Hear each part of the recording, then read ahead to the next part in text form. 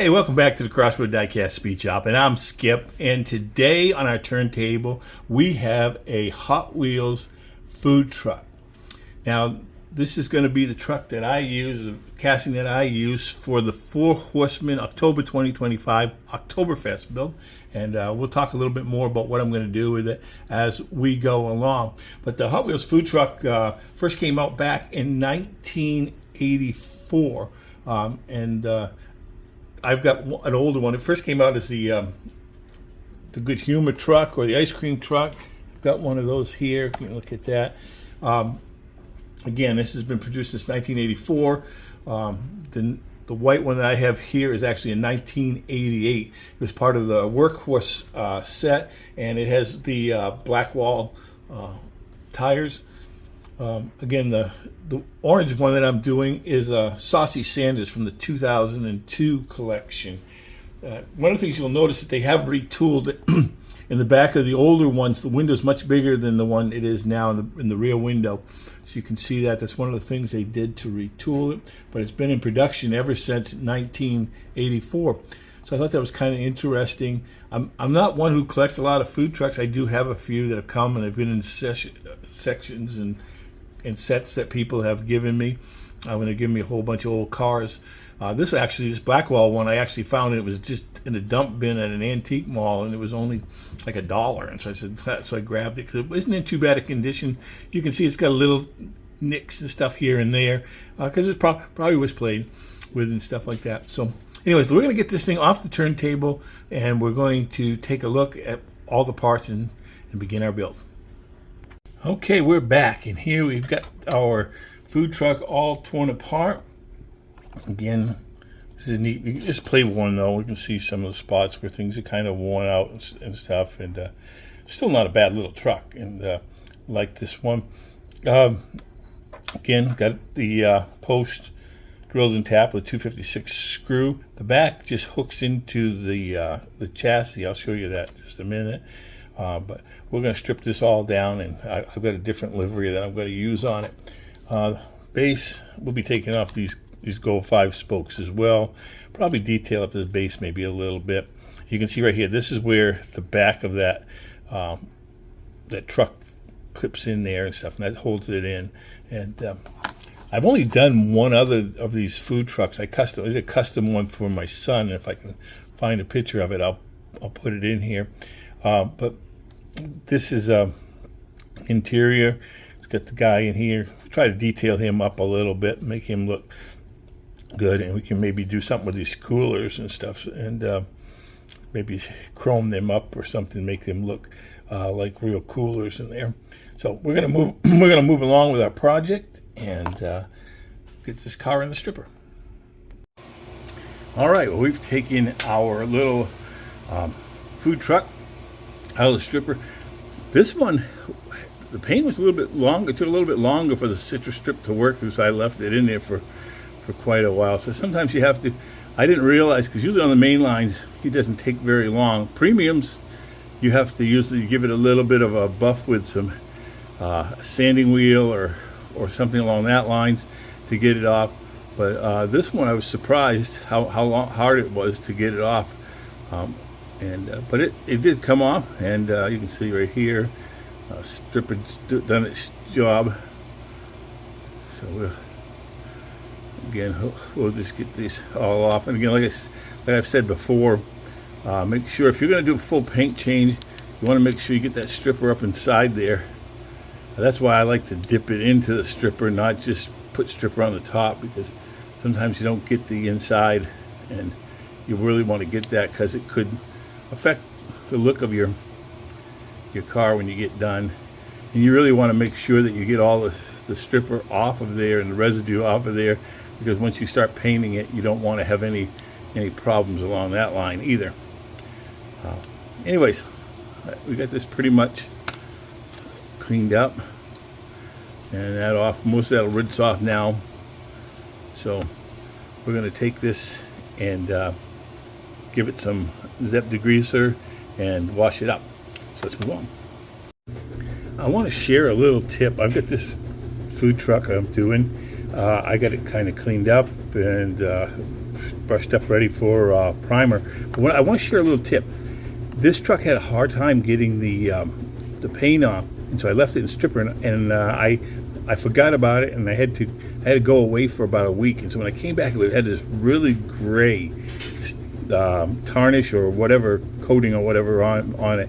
And when I was using my Dremel tool and one of the wheels, what was happening was it was barely cutting. It was barely getting it off at all. And this is a little idea I took. I took the lime away in water, the 50-50 mix, and I put this in there for 3.5 minutes. And as a result of that, when I came to start using the scrubbing wheel, the scouring wheel, Scotch-Brite wheel, whatever you want to call it, back again, it came off, and it really did a good job, and then it just really cleaned up, I think, really well compared to how much I was working. Because I wish I had showed you, I threw away the other two. I used like 2 different scouring wheels trying to get that off because it just was on there really tight. And so this looks a lot better. So we're going to put some primer on it and get it ready for paint. All right, well, we're back and we are working on our 4 Horsemen Octoberfest, the food truck. The glass was a little bit scratched up, but not really bad. It was dirty and everything, so I washed it up and scrubbed it a little bit with a toothbrush, dried it off. Now I'm going to give it a dip in the Pledge Revive. Again, just another way, kind of fills in some of those cracks, and it'll, let's see if we can.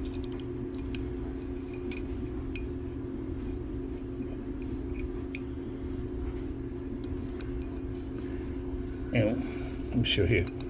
After you dip it in the Pledge Revive, just kind of try to wick away some of the stuff. You can see how it's building up there on the corners stuff. So just try to tap off some of that. And then what you may want to do afterwards is just take a paper towel and just touch the edges. Try not to touch the whole windshield, but touch the edges where the stuff is kind of accumulating. Okay, that looks pretty good.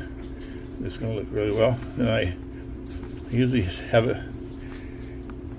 and sometimes the reason I put it on this tape, because it doesn't stick as much to that tape as it does to the plastic sometimes that I use. And I just cover it up, about 24 hours, because that way it'll give it a good time to harden up and cure up. So that's where we are with that. Let's move on. Some builds that are coming up in the shop.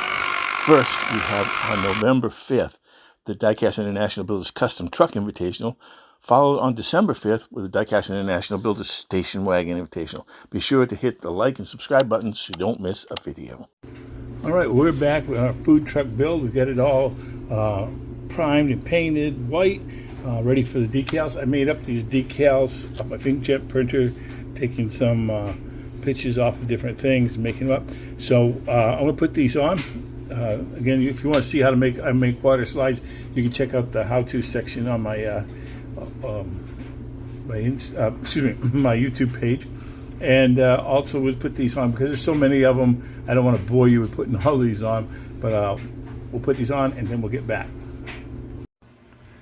Well, here we are. We are back, and we have our 4 Horsemen Octoberfest build ready. I made a brat wagon. I like brats, and knowing that they're kind of a staple for Octoberfest, I decided to do a food truck for that. I haven't done a whole lot of food trucks. As a matter of fact, I think this is only the second one I've done. I did one for my son. It was a Bob's Burger one I did a number of years ago on that, and but I just really thought this was kind of neat to do that. Anyway, so what I did, let me show you a little bit what we did here, is we took and we added these Aerodisc wheels. We chromed the front and the rear bumpers. I like those Aerodisc wheels. They're pretty good. I added one of my little shop logos onto the bottom. As you saw, I took and cleaned up and then gave a dip and Pledge Revive on the windshield. I painted the interior. It was yellow originally, I think. I think that's the color it was. And I painted it black. I chromed all the surfaces of all the different refrigeration and countertops. And then painted the little man inside there. You can see that I put him in a white coat and a white hat. And he's got a little spatula or whatever it is there in his hands as well. So did that. The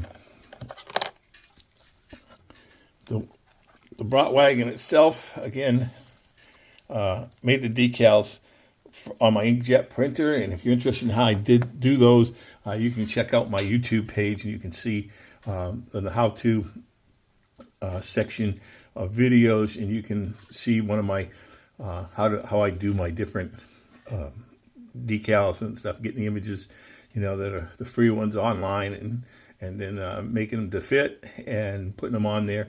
And then I added 2 coats of Diecast Graveyard's 2K clear onto that to seal everything in and kind of give it a little bit more of a shiny look to it as well. So we're going to put this thing together, and we'll get it on the turntable, and we'll take a look at what we got. A few moments later.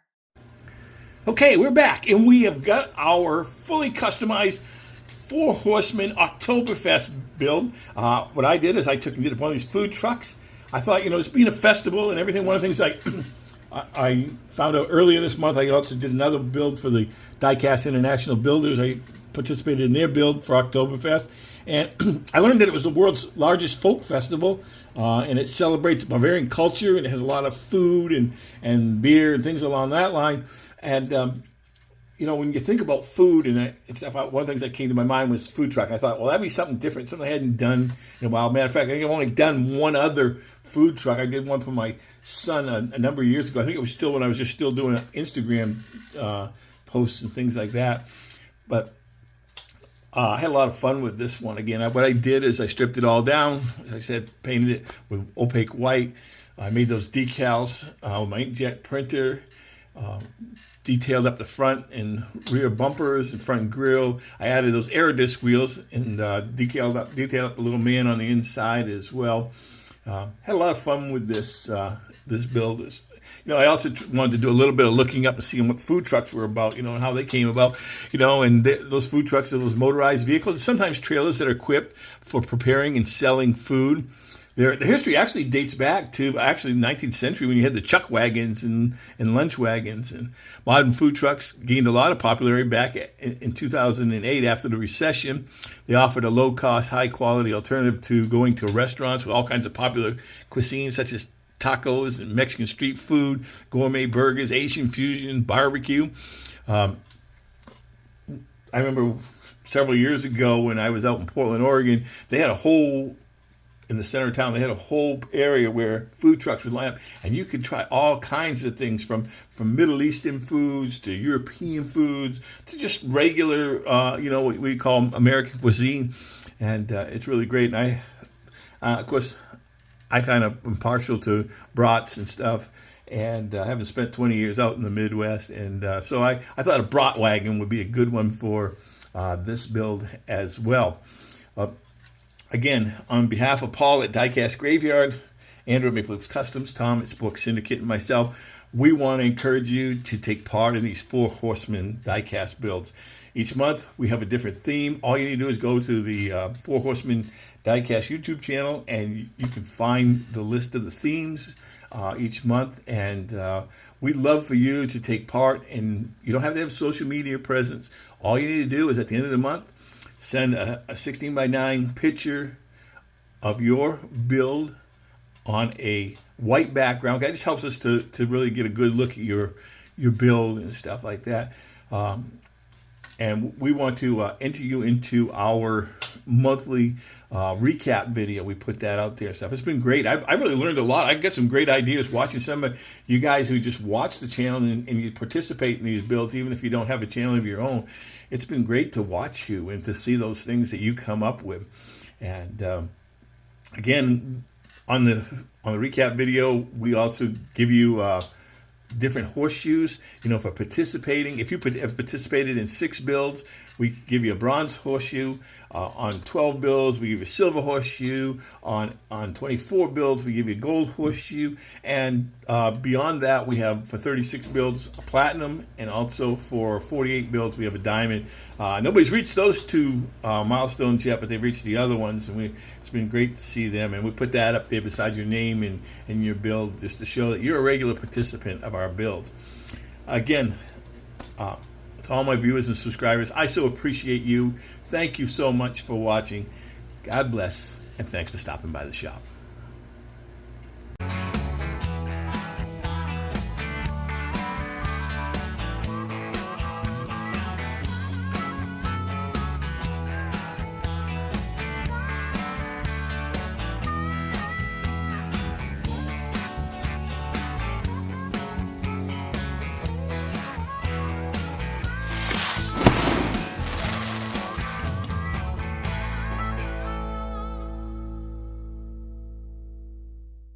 Wow.